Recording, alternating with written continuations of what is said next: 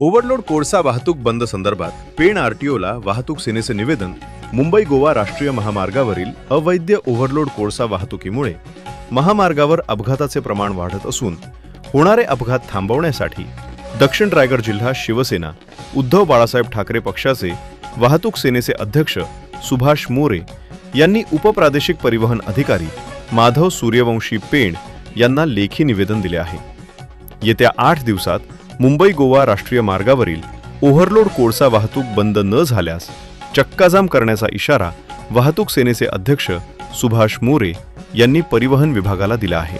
सध्या महामार्गावरती ओव्हरलोड कोळसा वाहतूक सुरू आहे.